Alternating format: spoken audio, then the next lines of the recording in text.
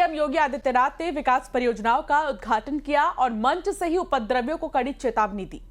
CM योगी ने कहा कि विकास में बाधा डालने वालों को बरेली जैसी सजा मिलेगी। यही नहीं, अगर उपद्रव किया तो उपद्रवियों को बिना मांगे जहन्नुम का टिकट काट देंगे। रिपोर्ट देखिए।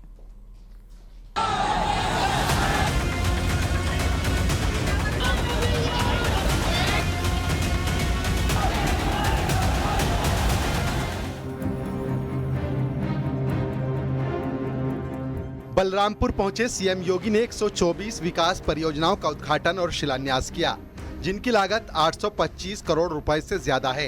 इनमें घुगुलपुर का गवर्नमेंट पॉलिटेक्निकल कॉलेज भी शामिल है, जो 20 करोड़ रुपए की लागत से बना।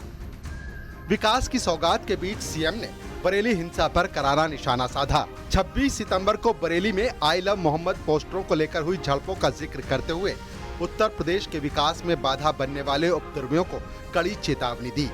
अगर उपद्रव करोगे तो वैसे ही पिटोगे जैसे बरेली में पीटे गए हो। ये वही लोग हैं जिन लोगों के दंगों के कारण प्रदेश में कोई निवेश नहीं आता था, कोई उद्योग नहीं लगता था, कोई विकास का कार्य नहीं हो पाता था। और आज पिछले 8.5 वर्ष के अंदर उनकी मंशा सफल नहीं हुई। अब नए नए तौर तरीके अपनाने का कार्य कर रहे हैं, लेकिन याद रखना होगा, वे जितना सोचते हैं उससे ज्यादा हमारी पहले से तैयारी रहती है। और जब भी दुस्साहस करेंगे ऐसे ही पिटोगे जैसे बरेली के अंदर पीटे गए हो। सीएम योगी ने आगे चेतावनी देते हुए कहा कि अगर उपद्रव किया तो उपद्रवियों को बिना मांगे हम जहन्नुम में जाने का टिकट काट देंगे। आज चौराहे पर जाकर के कितने कमजोर और कायर हैं छोटे छोटे बच्चों को, जिनके हाथों में कलम होनी चाहिए, जिनके हाथों में नोटबुक होनी चाहिए, जिनके हाथों में विज्ञान और गणित की पुस्तकें होनी चाहिए, उनके हाथों में आई लव मोहम्मद का पोस्टर देकर के, तख्तियां देकर के समाज में अराजकता पैदा करने का कार्य कुछ लोग कर रहे हैं। इनको यह भी नहीं मालूम कि उनकी जिंदगी तो बर्बाद है ही है, लेकिन इन बच्चों की भी जिंदगी को ये लोग बर्बाद करने पर उतारू हो रखे हैं।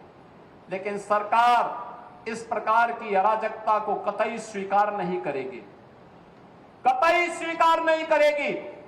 और जिसने भी कानून को हाथ में लेने का प्रयास किया, जो भी राह चलते हुए राहगीर पर हमला करेगा, जो भी बेटी की सुरक्षा पे सेंध लगाने का कार्य करेगा, और जो भी व्यापारिक प्रतिष्ठानों में आगजनी करने का दुस्साहस करेगा, जो भी पर्व और त्योहारों में उपद्रव करेगा, उसको हम पहले से इस बारे में कह देंगे कि उसको बिना मांगे जहन्नुम में जाने का टिकट हम काट करके दिला देंगे। वहीं धर्मांतरण के मास्टरमाइंड जलालुद्दीन के बहाने सीएम ने छद्म रूप धारण करने वालों पर भी हमला बोला। कहा नाम बदलकर हिंदुओं को भ्रमित किया जा रहा है। छद्म रूप में कुछ लोग छांगुर जैसे काम कर रहे हैं, देर सवेर उनका भी हाल छांगुर जैसा होगा।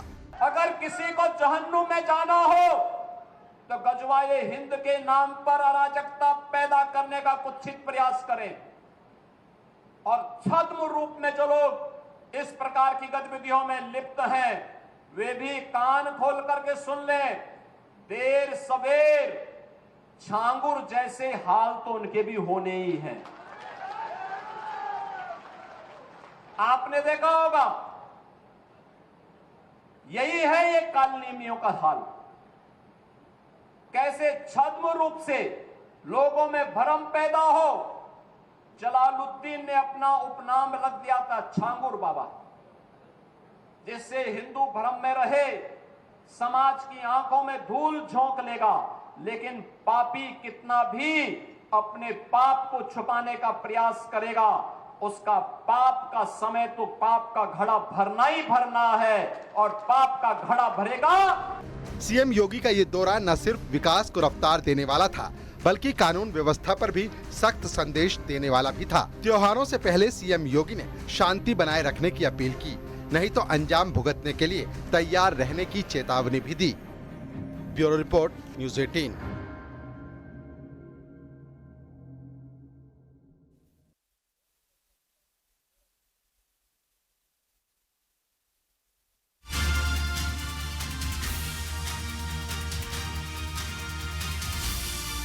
लेकिन लता जी को सुना तो ऐसा लगता कि सरस्वती माँ का सीधा कंठ उनके पास पहुँचता है।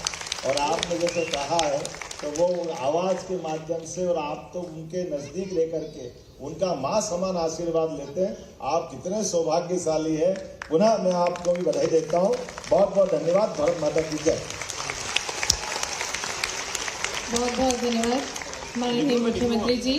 और आज का ये स्वर्णिम अवसर है जब एक और बहुत ही सुप्रसिद्ध गायक हमारे बीच है, श्री अंकित तिवारी जी हैं।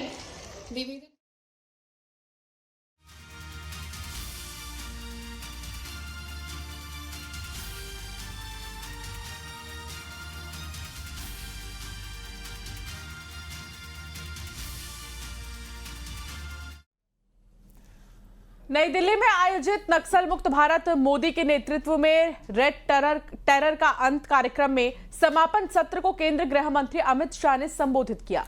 इस दौरान उन्होंने कहा कि 31 मार्च 2026 तक देश पूरी तरह से नक्सलवाद से मुक्त हो जाएगा। उन्होंने यह भी स्पष्ट किया कि नक्सलवाद के खिलाफ लड़ाई केवल सुरक्षा बलों की कार्रवाई से नहीं, बल्कि समाज की जागरूकता और वैचारिक स्तर पर मुकाबला करने से ही पूरी तरह सफल होगी। अमित शाह ने अपने बयान में कहा कि मैंने पहले भी कहा है और आज दोहराता हूं कि 31 मार्च 2026 तक देश नक्सलवाद से मुक्त होगा। लेकिन हमें यह भी समझना होगा कि आखिर इस देश में नक्सलवाद की समस्या क्यों पनपी, क्यों बढ़ी और क्यों विकसित हुई। इसका वैचारिक पोषण आखिर किसने किया। अभी एक भ्रांति फैलाने के लिए पत्र लीक कर दिया गया कि अब तक जो हुआ वो गलती हो गई है, अब सीज फायर कर दिया जाए और हम सरेंडर करना चाहते हैं। कोई सीज फायर नहीं होगा।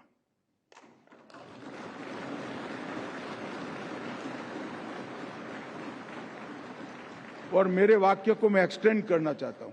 सरेंडर करना है तो सीज फायर करने की जरूरत ही नहीं है। हथियार डाल दो, पुलिस एक भी गोली नहीं चलाएगी, आपको रीएस्टैब्लिश करेगी। जैसे ही पत्र आए सब लोग कूद पड़े। हमने ऑपरेशन ब्लैक फॉरेस्ट करा है।